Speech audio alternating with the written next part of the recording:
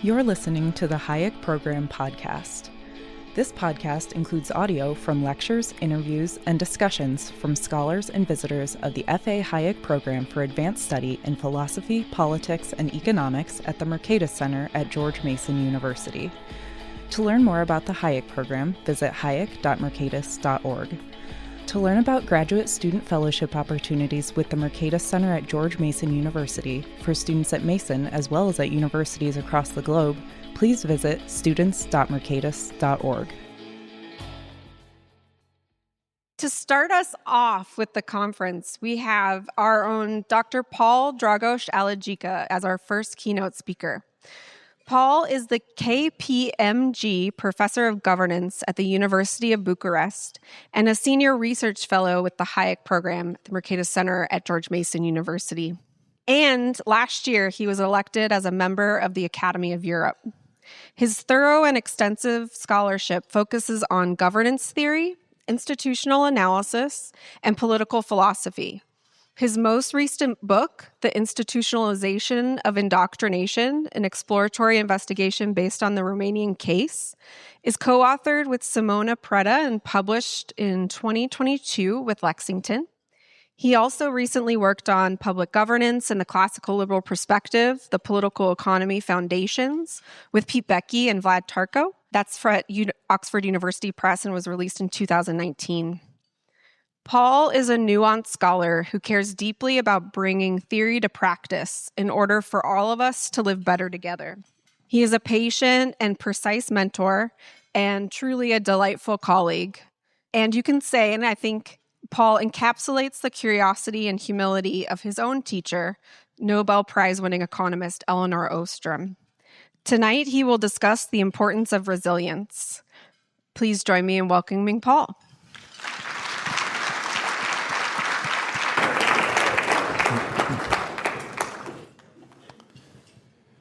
Thank you, Stephanie. It's a real privilege.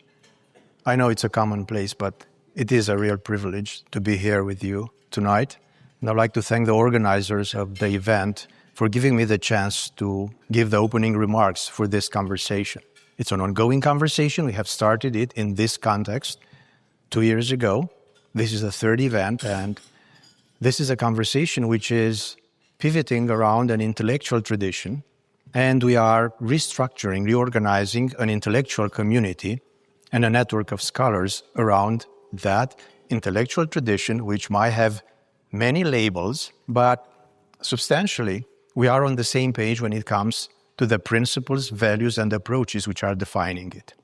Now, one of our colleagues, somebody who is deeply associated with the Mercatus program, with the Hayek program, Pete Becky, has labeled recently in the new circumstances, intellectual circumstances and new ideological circumstances, the tradition mainline political economy. So in my presentation tonight, I'm going to focus on a research frontier within the mainline political economy.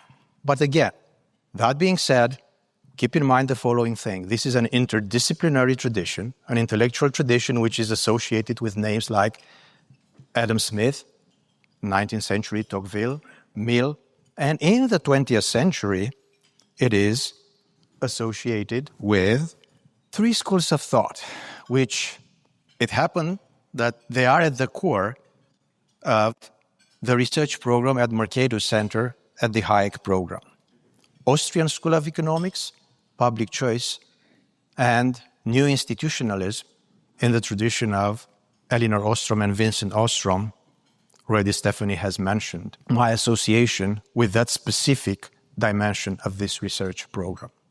So we are an intellectual community, and we are coming into this space of, let's call it for now, mainline perspective from different disciplines, different angles.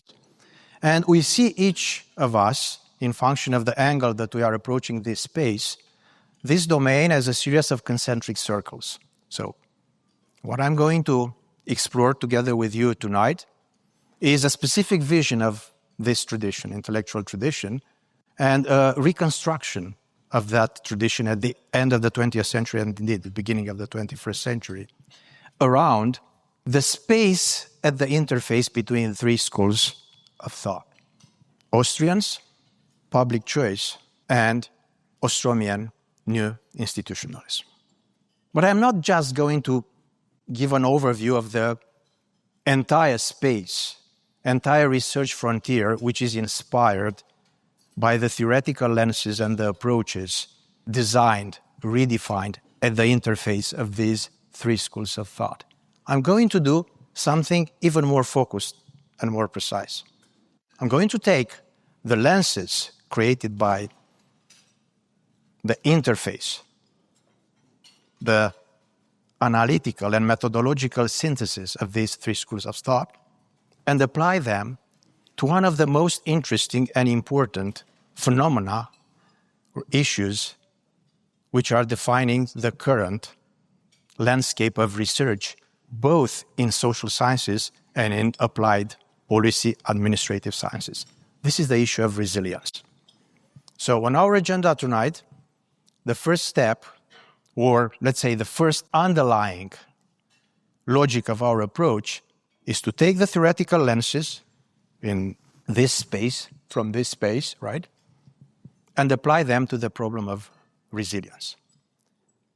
At the same time, we are going to use the issue of resilience in order to get a better sense of the nature of the research agenda and the kind of insights that we could get when we put these three schools of thought or perspectives together in the larger context of the intellectual tradition which is uniting all of us.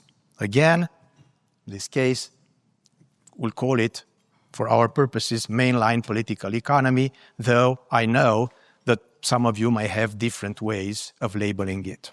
So this is in a nutshell our agenda. And obviously, the first step would be to get a better sense of what is this issue called resilience. And there are a lot of labels around, floating around when it comes to resilience. And I think that there are four ways of thinking about it. It's a family of concepts, but the most important thing is the kind of phenomenon or phenomena that they are designated. First, it's the idea that there is a shock, and it's the ability to be able to respond to this shock without deteriorating a system, an organization, a firm, a community. Second, it's bouncing back, right? Bouncing back. You get the shock, a little bit of a deformation, you bounce back. Third, you are not only able to bounce back, but you're able from now on to be better able to respond and withhold that specific type of shock. And finally, it is what is called anti-fragility, which is not only the ability to bounce back and be much better in the future in responding to that specific type of shock, but in general to improve your abilities to respond to those shocks. Again, this is just the preliminary stuff. I'm using it, again, as a vehicle in order to get a better understanding of the magnitude and the importance of the phenomenon of resilience. It's extraordinarily important for organizations, firms, communities, economic systems, platforms, great systems of artificial intelligence, which are combined with technology and they are combined with institutions. Resilience is an extraordinarily important thing in those circumstances. It's not just natural systems, it's not just social systems, but in the space of the artifactual, resilience is extremely important. Very interesting. And I'm using a quote from David Callender here, an author who has done a lot in exploring the interface between complexity sciences and resilience and institutional theory and economics. They look at the literature and they say, look, it's amazing. This phenomenon is extraordinarily important, and yet economics and policy sciences look like not interested in it. They don't, simply, it's puzzling. If this phenomenon, in the ways, the various facets that I have just described, is so important, how come that people are not interested in it? I'm not going to respond to this question. My first step, and I'm going to go fast over this with you, was to simply look in the literature to double check if that is the case. So if you're interested in resilience, the place you are going to check whether or not what Callender says is correct is comparative economic systems. This is a discipline where over the years we have accumulated a lot of insights regarding institutional economic performance criteria or structural features of economic systems. So if there is a place where you could find stuff about resilience, that should be it. So I went and I looked at the textbooks. 70 years of textbooks in comparative economic systems. First thing that you find out there is that indeed, in the very logic of comparative economic systems, there is a place for resilience. How is that? The Montias-Kubans framework for comparative economic systems is pretty simple. You have an economy, and the economy is a set consisting of a system, the economic policies within that system, the environment of that system, and the outputs. And the outputs are a function of the system, the policies, and the environment. Within that structure, you could have a lot of norms to assess the system, right? And those norms, all of you are familiar. Static efficiency, dynamic efficiency, justice, equality, freedom. So structurally, resilience might be one of those. Simply input it in the basic Montias framework of the analysis of economic systems, and you have an entire research program which might be dedicated to resilience. Well, you go to the textbooks, and to make a very long story short, you look at the evolution of comparative economic systems. And again, it's just to give a sense, I'm setting the stage for the moment where the three schools of thought and the research program that I would like to explore together with you at its frontier is entering the stage. So I'm preparing the stage for that. But just want to give you a sense that if you are looking at 70 years of textbooks of comparative economic systems, there is not much about resilience. Despite the fact that if a system is not surviving, why should you talk about its efficiency or social justice or freedom and so on and so forth? Indeed, there are some places in the literature which have something to do and they are relevant for the resilience issue. Economic calculation debate is one of them. You could make the economic calculation debate as a debate about the possibility of socialism, but then you could make it as a discussion about the feasibility and viability of socialism. So you could get insights about resilience from there. Business cycles, right? And the viability of capitalism, another source of insights regarding the issue of resilience. Economic history, especially economic history on the institutionalist lines of Douglas North, when he's talking about structure and change in economic history. Another source of insights about resilience. But none of this is amounting to an explicit discussion about the resilience similar or on the lines with the discussions that we have about static efficiency or dynamic efficiency, social justice, equality. This is the situation when in the last 10, 12 years or so, we have an explosion of papers, studies, books, discussions, and where the concept of resilience is crucial. Where is the conceptualization coming from? Not from political economy, not from economics, mostly from environmental sciences, ecology, physics, mechanics, biological sciences, and complexity theory. So I set up the stage for the moment where we are stepping in and we are looking at mainline political economy, and more specifically within mainline economy at the Mercatus research program, which is developing, exploring, and advancing the theoretical space and analytical space at the interface between the three schools of thought. And obviously, when you are thinking about this analytical structure, this construct of ours, obviously the first thing when you say resilience is Elinor Ostrom and Bloomington School. So let me briefly give you an update on how I think the evolution of resilience thinking evolved from this angle. And then the rest of my presentation would be focused on these two and mostly on the third one, public choice. We are all familiar with the research program of Elinor Ostrom. And we know very well that the research program was not about the commons. The research program was about self-governance. The commons was just one branch of the research program.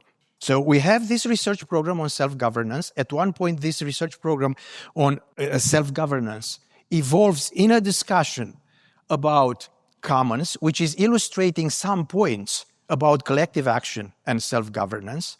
And out of that, without intending, Elinor Ostrom stumbles upon the issue of resilience. How is that? Long-established institutions that have been more resilient than other institutions when she is studying governing the commons research program. So this is the precise point where the commons agenda is transformed into a resilience-focused research agenda.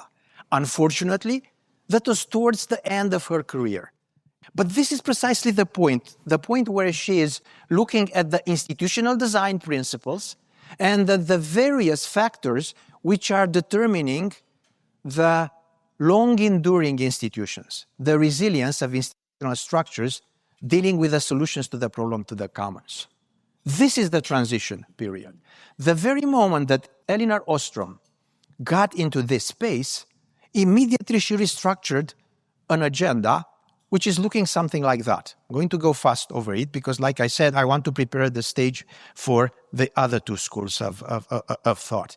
And this one is, how should I put it, is the cutting edge, the way this research program got into the space of resilience. So first, Elinor Ostrom adopts the notion and the theoretical framework of socio-ecological systems. Within that, she starts to develop and focus on the social side of it. It's a separated discussion, and we might discuss it, whether or not that was a fortunate move. But fact is that this is exactly what Elinor Ostrom has done.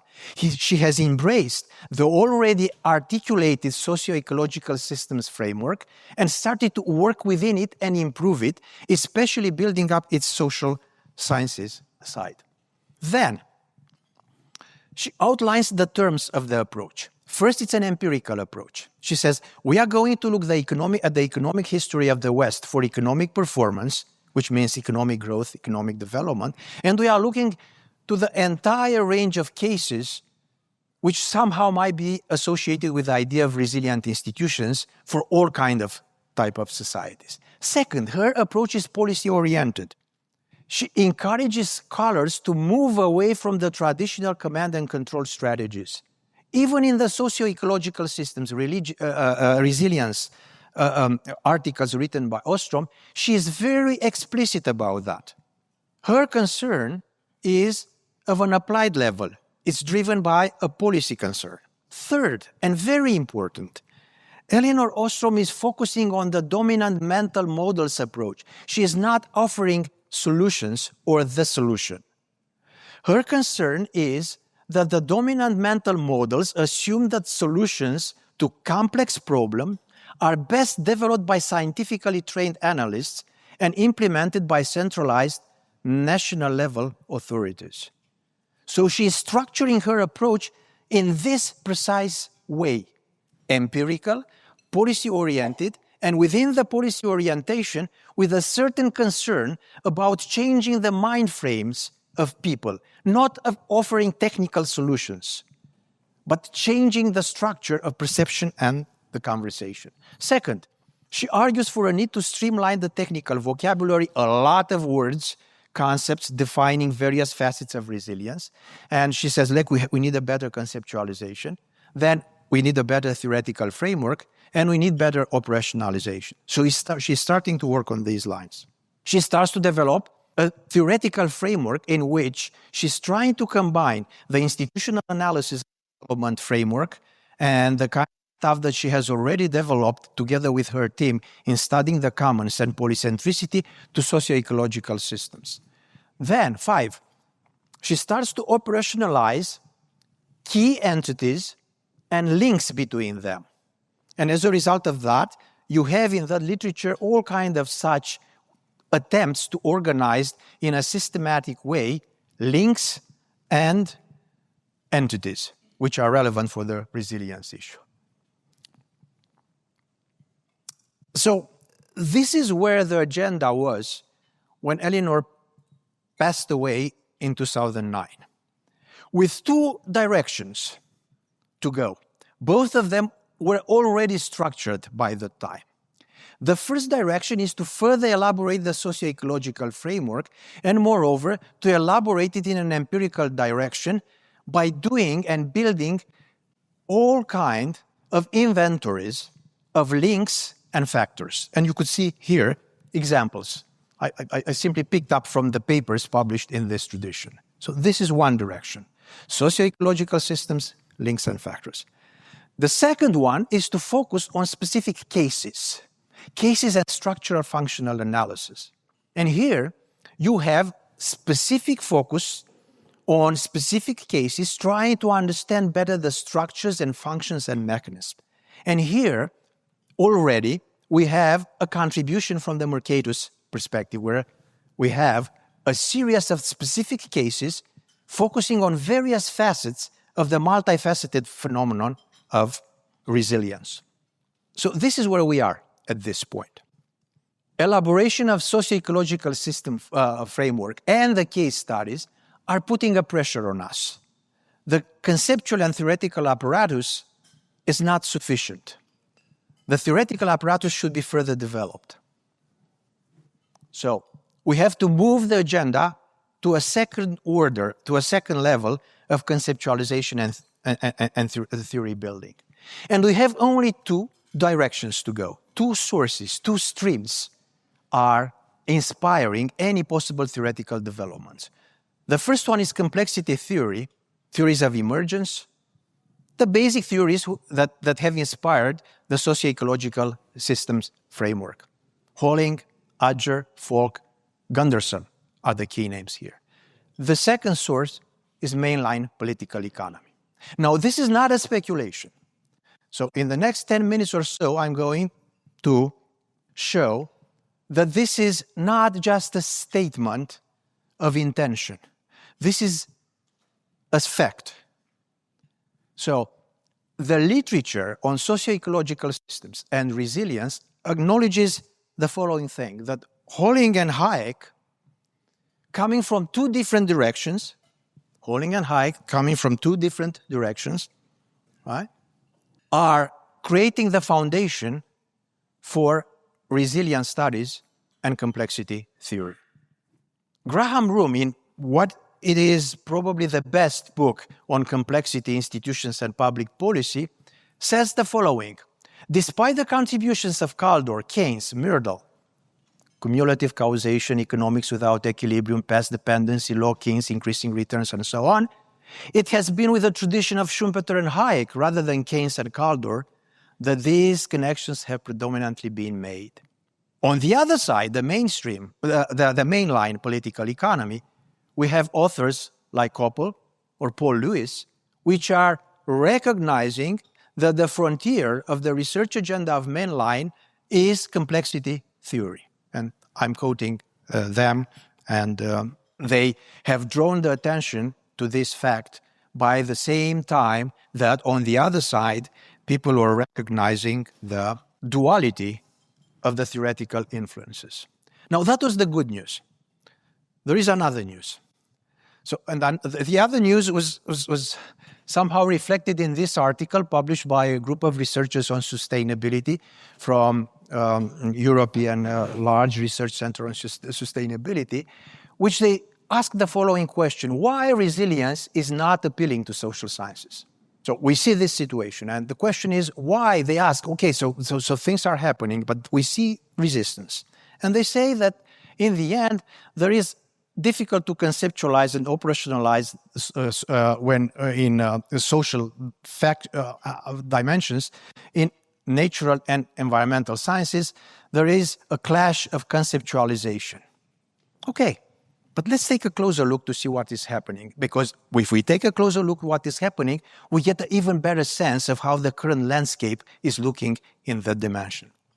look how they exemplify the problem. Concepts like emergence and self-organization are seen as non-problematic in ecology or natural sciences. But social scientists, in the minds of many social scientists, they are associated with Adam Smith's invisible hand and Hayek's spontaneous order, or with rational choice of Ostrom type, therefore neoliberalism. Second, in ecology, natural sciences, function and functionalism are central. However, functionalism in social sciences is still associated with Parsons and Merton in the continuity and change structure. They emphasize continuity and consensus, therefore conservatism. Finally, there is this misunderstanding that somehow the approach is geared towards homogeneity and consensus, which all we know that this is not the case. But anyway, to make a long story short, hold on, this is interesting. So these are, I'm going to give you some examples of titles. So this is intuitively neoliberal towards a critical understanding of resilience governance. But I'm going to give you more such examples because we are going to the text. In looking at those examples, I'm not going to illustrate this point, but also I'm going to illustrate the magnitude of the influence of the mainstream mainline political economy on this field. So in criticizing or discussing the resilience agenda and complexity system agenda, we have this observation. So owing to its emphasis on self-organization, it appears that this agenda is aligned with the contemporary neoliberal economics paradigm. This entails a proliferation of market-based instruments for ecosystem management, therefore bad. Resilience thinking shares Hayek's idea of fundamental nobility of the world, and then has a radical cast for freedom into a celebration of local knowledge as the expression of ontological nobility and so on. Another example, Ostrom. On the one hand, we say that institutional lenses are very good because they could provide a linchpin to connect the social with the ecological, environmental. But then in the next paragraph, we draw attention to the fact that self-organization is aligned with rational choice theory as seen in the works of Elinor Ostrom. This is guilty of being methodological individualist, seeing macro patterns as resulting from aggregation of decentralized choices, and of seeing economic change as determined by factor costs, land, labor, capital, and so on. So resilience is seen by many as an avatar of neoliberalism. So the neoliberal discourse of Hayek and Friedman has been the main force driving resilience to its current omnipresence. Resilience is a quintessential neoliberal concept, intellectual roots situated in the works of Friedrich Hayek. Resilience, thus, is perceived as dominant paradigm and dominated by mainline, what we call mainline political economy, what they call neoliberalism. I'm not taking a position in this outline that I'm given. I'm just illustrating how influential, how important the magnitude of the mainline political economy is currently on the current agenda on complex systems and resilience as an extension at the applied level of complexity and socio-ecological systems. When we are focusing on the public choice, institutionally social processes theory, possible input into the second-order theorizing on this research line, we are focusing on something which is already happened, has already happened, is happening. It's not like a wishful thought of ours that we like to advance the agenda into that direction. It is happening. So, 2 observations and 2 elements for the agenda. The first observation is clear, right?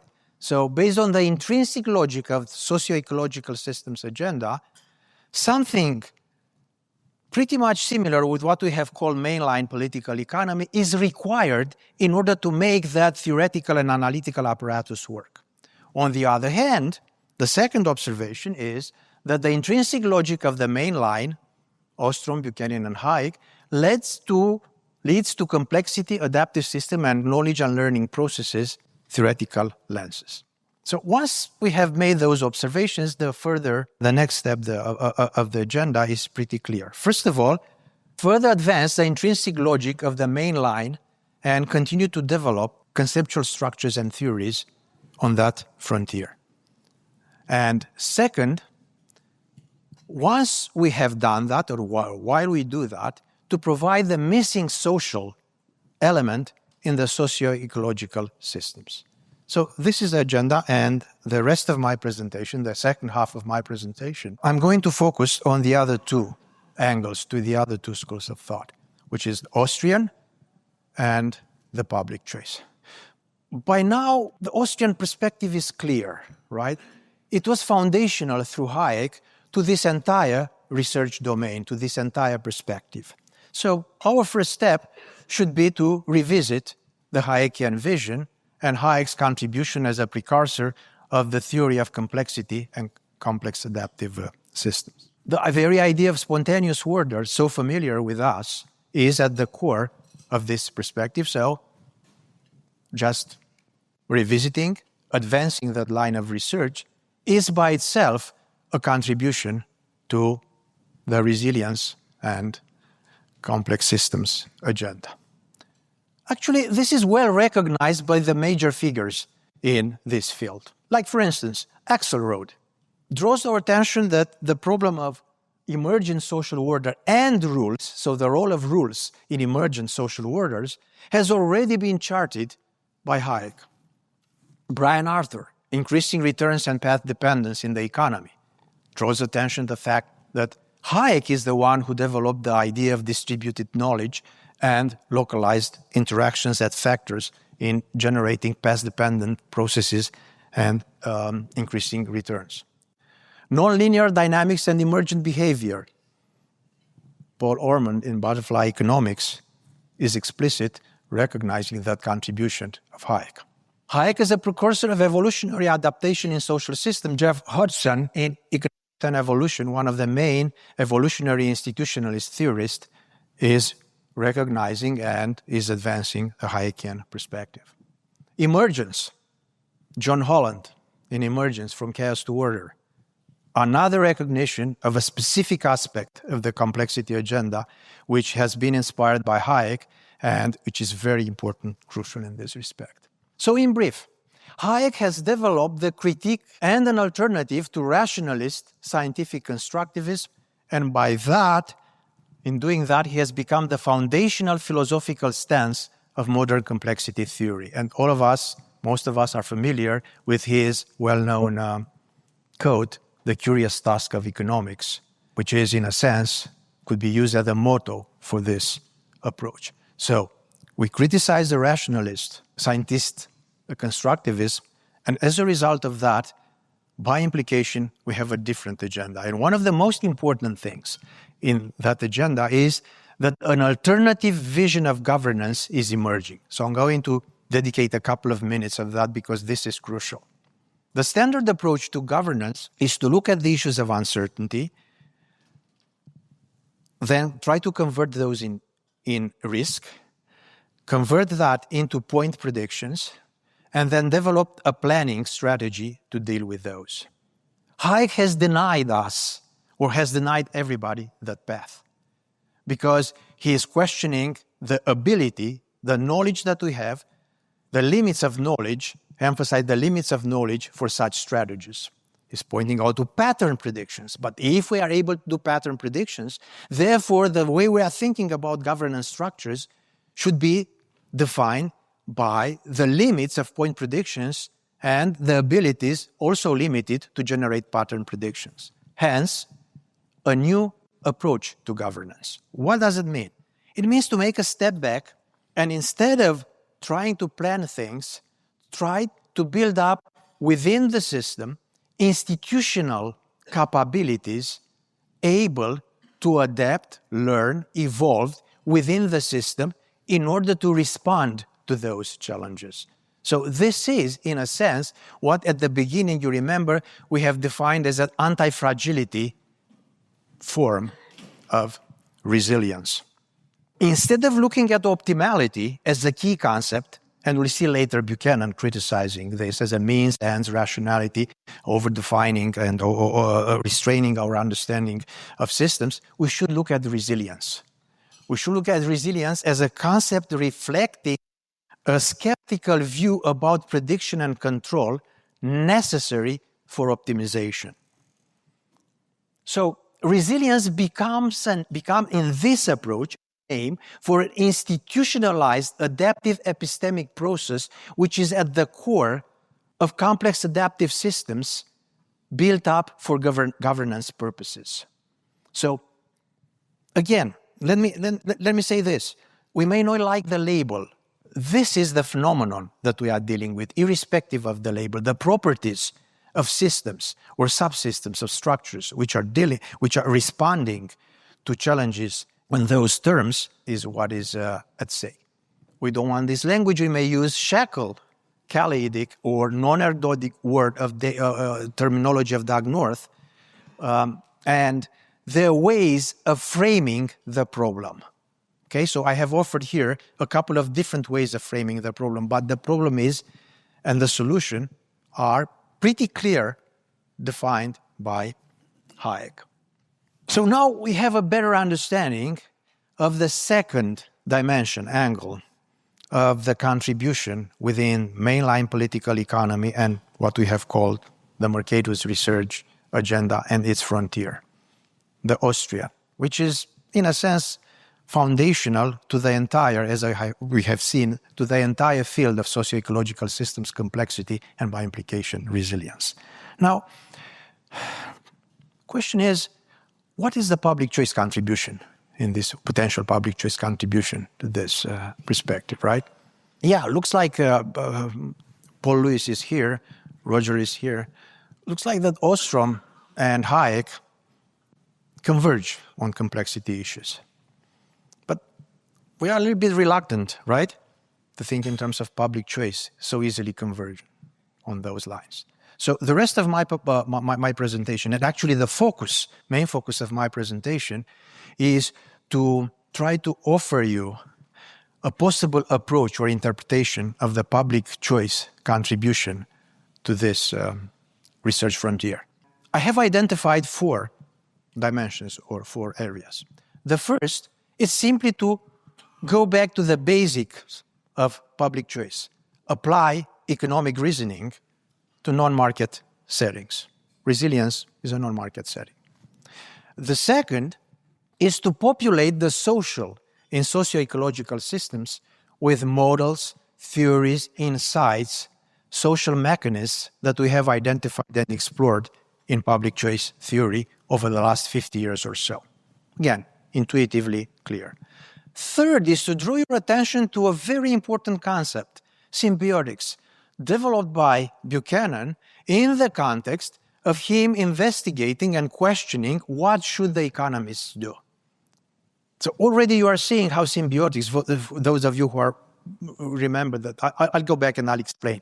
But you see how things are structured. And finally, constitutional political economy as a project is crucial in this respect, and the relationship between the realm of the artificial or the artifactual and evolutionary processes. Negotiating between those two is constitutional political economy. Let's take them one by one. Like I said, this is the core of my presentation because I think that this is a low-hanging fruit and this is where the frontier, currently the hot things on the frontier is. Application of basic economic reasoning to resilience. So one of the easiest things is to simply go back to the comparative economic systems textbooks. And you see, those people in comparative economic systems has tried to develop the idea of, let's say, static efficiency, dynamic efficiency, and so on. We could simply look there and see what they have done for those concepts as institutional or economic performance criteria or structural features, and to do the same thing for resilience. Like for instance, all of us, we are familiar with Schumpeterian and Kirchnerian entrepreneurship, right? Tendency towards equilibrium, breaking an equilibrium, so Kirchnerian entrepreneurship, tendency towards an equilibrium, right? Schumpeterian, breaking an equilibrium and redefining the production possibility frontier to a new level. Well, sounds familiar when you're thinking about resilience. So it's bouncing back, and it's anti-fragility. So there should be something there in terms of using analogical thinking to further develop by simply extending our understanding of other institutional performance criteria or structural criteria to resilience. But this is just the beginning. Public choice and the application of economic reasoning is about trade-offs, right? Basic trade-offs, comparative institutional analysis and trade-offs. One of the most striking things in the last 10 years or so, but even is the trade-off between resilience and efficiency. The trade-off between resilience and efficiency was, for instance, striking during the COVID crisis, when we have discovered that we try to optimize for efficiency supply chains, and in doing that, we have made them very vulnerable, non-resilient. And the list could go on and on.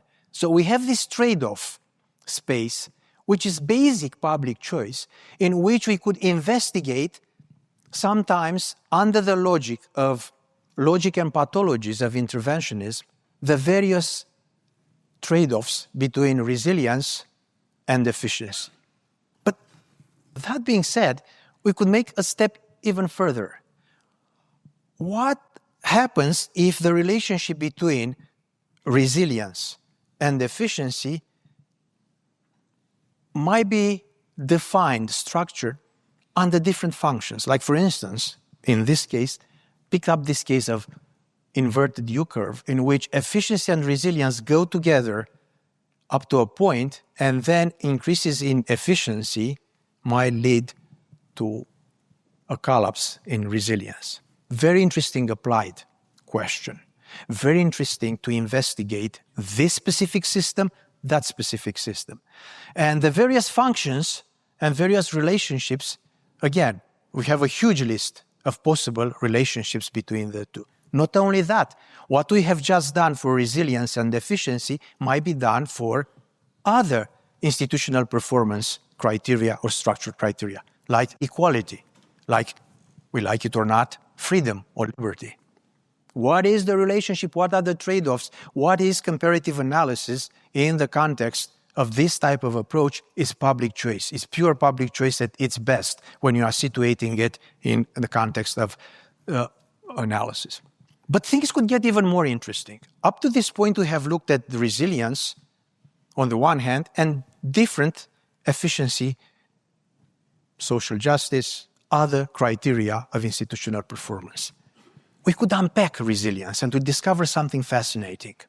If we look at the resilience, take a closer look analytically at resilience, we discover that under the definition of resilience, we have two hidden aspects: the disruption and the persistence criterion within the system. This is huge, because all of a sudden, if we introduce that nuance, we discover that there is nothing like universal resilience. The definition of resilience should be always calibrated to a specific disturbance and to a specific persistence criterion. In other words, there are multiple resilience metrics. There are multiple resilience dimensions, even one system. Okay? Resilience is context dependent under these specific definitions. And two major implications. To compare resilience between systems is not just to compare resilience in general. If you want to make a systematic comparison, you look at resilience in system A under specific persistence criteria and under specific disturbance, and resilience in system B under the same specific criterion and a disturbance. And even more interesting is the fact that there are trade-offs between different types of resilience. So it's not just trade-offs between resilience and other different systemic criteria, but trade-offs between resilience. Now, example, depends very much on how the disturbance, the nature of the disturbance is located in the social or natural space. If it is located under a normal distribution, then you have a specific type of resilience and response to resilience, which is very close to the average, to the mean. right? If you have, on the other hand, a power law distribution, which entails a long tail, which major events, rare but major events, different major events which undermine the system, then you have to think in terms of power law resilience. And that has implications for what it is called the highly optimized tolerance. So in other words, you have to think about how you calibrate your approach to making the system resilient in terms of either going in the direction of a normal distribution and much more predictable, or in the direction of the long tail. So again, trade-offs. This is public choice. This is about how you organize the institutional structure. We could make a step further. So far we have seen two things. First, that we applied the basic economic logic in non-market settings, and then that we could do that by looking simply at trade-offs and the logic of trade-offs in comparative analysis between resilience and structures related to resilience. But we could add another layer, and this is also related to how the strategy of populating the social space in socio-ecological systems, which means to take the entire theoretical apparatus of public choice and use it and inject it into sociological. I think that, and again, this is a proposition. This is a suggestion. One of the best ways to do this is to take polycentricity, which comes not just with a vision, but with the entire theoretical apparatus, public goods, trade-offs, Tibu effects, the transaction cost, and so on, and use it as the main vehicle in socio-ecological systems. That, I think, was the direction that Elinor Ostrom was going. Why she didn't take from the very beginning polycentricity as a structure and inject it straightforward in socio-ecological systems and try to use, for instance, the concept of panarchy used by the complexity people in order to create a sort of hybrid structure, I don't know. We could speculate about that. But I want to take the story from that counterfactual and show you how I think that this could be done. And in order to do that, I'm going to introduce a concept, interoperability. So, getting closer to one of the main points that I'd like to make during this presentation. So how do we think about interoperability? Think about two systems. In this case, let's say, railroad system in Russia or Soviet Union with this specific infrastructure, governance, and a specific distance between the gauges, and the railroad system in Romania, which has different gauges, different infrastructure, different regulation. Those systems become interoperable when, at the boundary between the systems, the two governance systems, in this case Russia and Romania, are organizing an interoperability point which makes the transfer easy. This is a dyad. Think of a triad, Bulgaria, the same problem, the same difference. Romania makes the interoperability point at the boundary between Bulgaria and Romania. By implication, that means that now Russia is interoperable with Bulgaria. So interoperability captures the logic of transitivity in complex systems. And we could generalize, and we have there the formula with its implications. In a network of n systems, transitivity allows for the emergence of a complex, comprehensive interoperability framework. And this is a bottom-up approach. The implications are formidable, I think, for the way we are thinking about polycentricity. Why is that the case? First, all of you at this point, being good political economists, already started to think in terms of, okay, so everything depends on how much it costs to create the interoperability interfaces between the systems. And this is exactly the case. We have a structure of interoperability costs which is determining the structure, intensity, and complexity of a polycentric system. You see? So, interoperability costs go up, interoperability goes down, polycentricity goes down. But we are all familiar with this logic. This is the logic of transaction costs.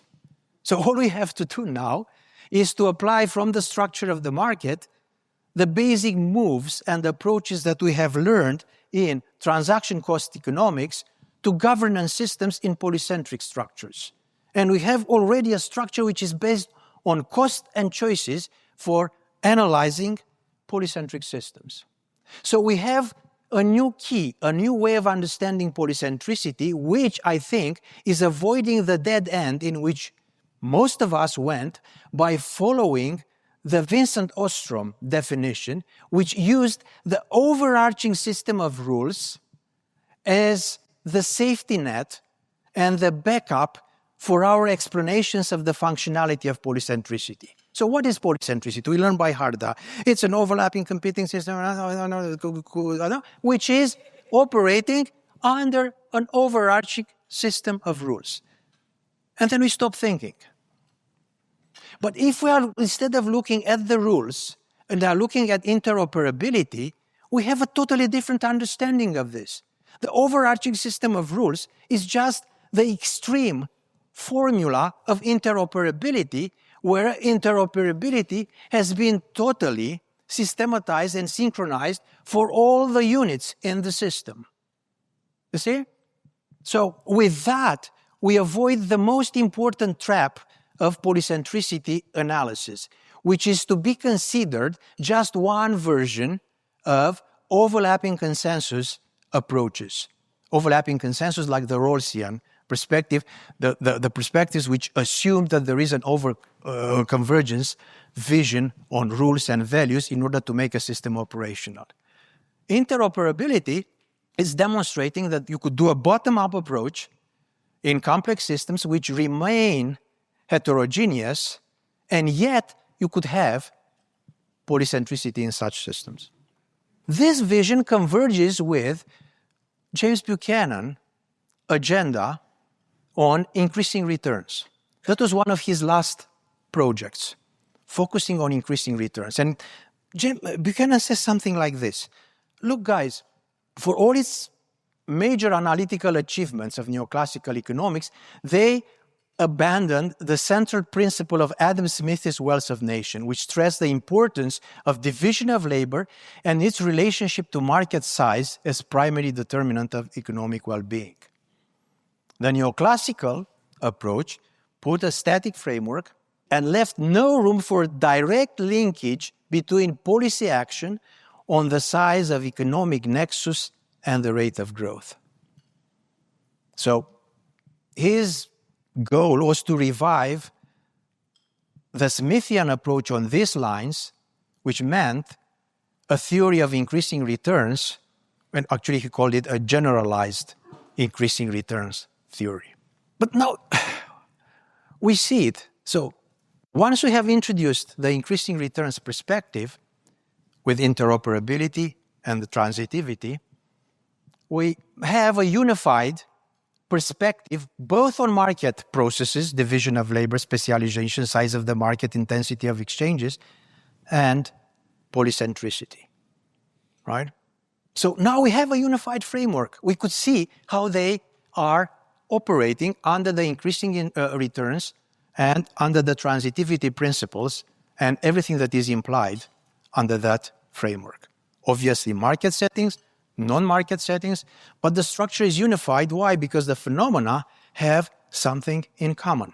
Polycentricity has this aspect of increasing returns and network effects. Market has those structures. We have an explanation of bottom-up emergence of patterns of orders, which is not just hand-waving, but it's operational in terms of looking at the structure of costs and trade-offs and incentives which are determining the two.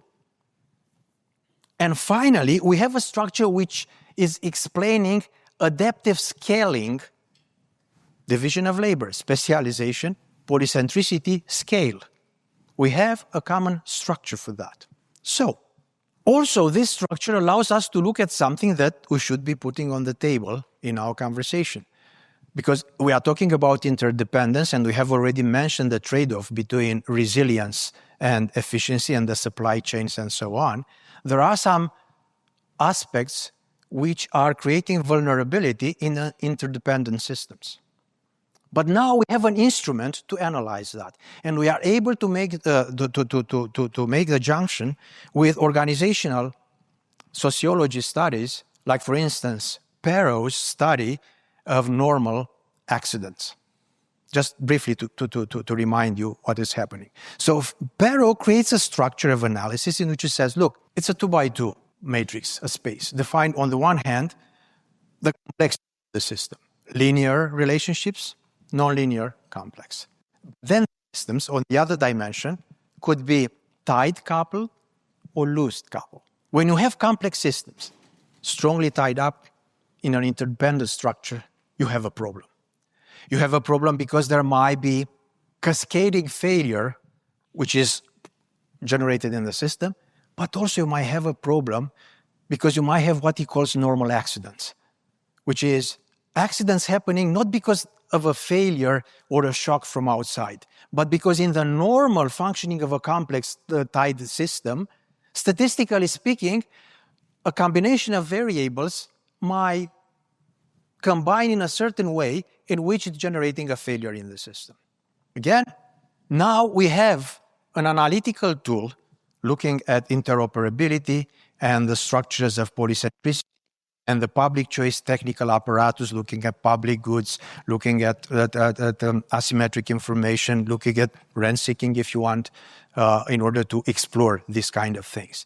Both the positive gains of functional interdependence and the negative, the drawbacks of interdependence.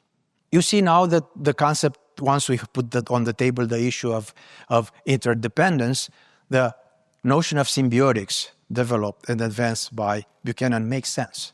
In What Should the Economists Do? He says, look, I don't like, he's criticizing the means, ends, rationality, the optimization stuff, and so on. And said, look, I don't even like the name of economics. If I were, for me, I would give up economics. I would give up even political economy, even if this term is better. Instead, I should use catalactics or even better symbiotics. Association, defined as association between dissimilar organisms, in the idea that they are mutually beneficial to all parties, unique sort of relationships between structures, organizations, individuals, entities, which have different interests. So catalactics from Buchanan, from Hayek, is resonating with this. So it's convergent with the mainline in terms of symbiotics, catalactic. Polycentricity seems to be concepts to try to capture the same reality. As you could see, at the core, but also at the margin of this approach, when you have entangled political economy, right, Dick Wagner, or robust political economy, Pennington, these ideas emerge in a natural way within this research framework, within tradition, within this perspective. We have an approach which is emphasizing complexity amidst interdependence. It's very reluctant to embrace optimization and efficiency 100%, other than from instrumental reasons. All of them are very reluctant to do that. And also they are thinking about the relationship between evolving social artifacts, constitutional structures, institutional structure, and evolutionary processes. In addition to that, there are two other properties or features of this convergence, of this space, which is they highlight the significance of belief systems, of values, mental models, and shaping social order, and all of them incorporate normative analysis. And this is the very idea of constitutional political economy, science of the artifactual, or constitution of liberty, a strong position on normative issues. Implied in the approach is not just the analysis of the institutional architecture with the constitutional level, operational level, public choice level, but also the problem of values and norms. And obviously, positivism is rejected in this perspective. So, getting close to wrapping up. We go back to the socio-ecological systems. Remember that we started here, this point. So, we need to elaborate the framework and we need to elaborate case studies. That puts us a pressure to develop a second order conceptualization and that puts us in the position to delve deeper into this tradition, complexity theory, panarchy and so on, and mainline political economy, and try to build up a synthesis between those. I've seen that resilience leads to a paradigm in which we are focused on this tension, on the one hand, between the domain of the artifactual, it's Herbert Simon, Science of the Artificial, and the domain of the evolutionary processes. And this is exactly what these people are saying. I picked up two quotes. You would expect that Hayek, obviously, is on the evolutionary side. You would expect that Vincent Ostrom, is more on the artifactual side. But look at them, what they are saying. So, right, Hayek is saying that while the rules on which spontaneous order rests, they might be of spontaneous origin, this need not always be the case. People gradually learn to improve those rules, and it is at least conceivable that the formation of a spontaneous order relies entirely on rules that were deliberately made. This is Hayek. On the other hand, you would expect that Ostrom would be more on the artifactual side. But in this quote of here, he is actually articulating an argument for co-evolution between the space of the institutional artifactual and the evolutionary processes. So let me finish going back to the normative vision, because I think that it is very important. People doing socio-ecological systems, people doing resilience, are always convinced, or maybe I'm overdoing it, not always convinced, but many of them seem to be convinced that they are able to unlock a positive science of resilience and systems, which somehow is able to overpass the normative dimension. But this is not the case if we are taking seriously the mainline perspective. So, picked up, for instance, Hayek, drawing our attention that the argument for liberty, which is a normative position, right, is not an argument against organization, but it is against a specific type of organization which is based on coercion. Picked up this quote from Buchanan, which is a position on the primacy of voluntary. He says, I don't care how people are going to organize as long as they are going to organize on a voluntary basis. They might decide to do things collectively. They might decide to do it the other way. So the analysis as such is neutral in respect to the public-private structure of organization. Elinor Ostrom is expressing this normative position when she is overviewing the workshop history and what the Bloomington workshop has done. And she says, look, complex adaptive systems involve learning. The role of knowledge is fundamental in this respect. What we are doing at the workshop is deeply rooted in the central tradition of human and social sciences. How can fallible human beings achieve and sustain self-governance entities and self-governing ways of life? Similar questions were asked by Aristotle, by Madison, Hamilton, and Tocqueville. Our greatest priority, she says at the workshop, was precisely to produce this kind of knowledge and to impart it in the scholarly community to entrepreneurs, decision makers. If we failed in this, all other investigations and theoretical efforts are useless. And I'm going to end up with a quote from the person which I think saw the best, this space that I have just described, which is Vincent Ostrom, who reminds us what is at stake.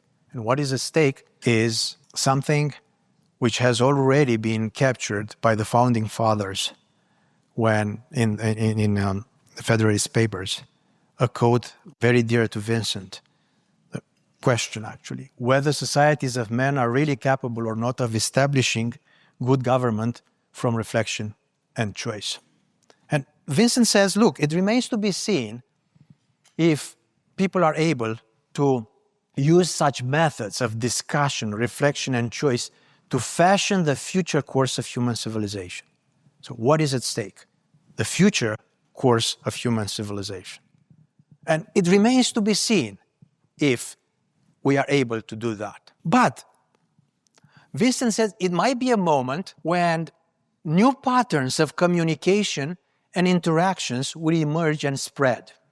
And with the emergence and spread of those new patterns of communication and interaction, new opportunities for reflection and choice will emerge. And as a result of that, the institutional possibility frontier will shift. And then he says, you know what? There is always the potential of failure. But at the same time, precisely because of this possibility, there is a chance to actually advance the frontier of a society or a civilization which is based on reflection of choice, which will not be confined only to the exigencies of accident and force. So I think that a lot is on the table when we are talking about the mainline political economy and the research agenda based on resilience. We have seen in our journey, in our overview of this field, how resilience may be a vehicle, resilience might be a new theory of governance, resilience might be a systemic feature, resilience might be a new paradigm. Whatever the perspective that we are taking, we are discovering the importance of this concept, and not so much the concept, but the kind of phenomena and the challenges that they are captured by it. So this, I think, is one of the most interesting and important frontiers of mainline political economy and of the research agenda that we are developing at Mercatus. In our opening conversation for this event, which, as I have mentioned, is a meeting of an intellectual community, of a network of scholars exploring these issues from different fields, the organizers have thought that maybe it is one best ways of opening the conversation by simply sharing with you the research frontier that we are trying to advance here and to ask you to join us to further advance it in the intellectual division of labor. So let me stop here now that we have question and answer section, and let me take it from there. Thank you.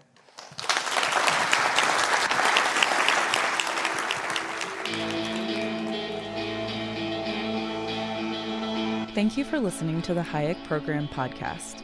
To learn more about the research, scholars, and work of the Hayek Program, visit hayek.mercatus.org.